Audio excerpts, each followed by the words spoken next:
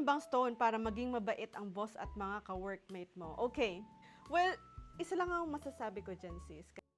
Maging totoo ka sa self mo. Hindi ka dapat nagiging people pleaser to satisfy the people around you. So you should just be yourself, and kung may masasabi sa'yo mga ibang tao, kaya mo sila. People will always say something about you, whether gawin mo man tama or mali. So maging totoo ka lang sa sarili mo, basta wala kang tinatapakan tao, goods tayo doon. To help you with that, itong crystals that you can use. Starting with itong opal. So yan, si opal, isa sa mga crystals yan na kapag ginamit mo, it can manifest self-love and emotional healing and appreciation. Alright, the next one that we have is this ruby. So akala nyo napakamahal ng ruby, no? Pero hindi.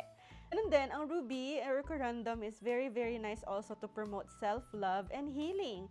Ayan, at yung mga may birthday ng July dyan, this is your birthstone. At ang last sa lahat, so this is strawberry quartz. O, di ba napaka-cute? It's a pink version ng clear quartz, pero hindi siya rose quartz. Maganda din to promote self-healing at self-love para hindi ka masyadong harsh sa sarili mo, okay?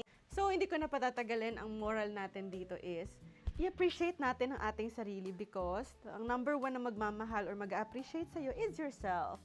Ay, nako. Kung may tanong pa kayo, mag-comment lang kayo and I'll be more than happy to answer your questions, okay? I'll see you soon. Bye!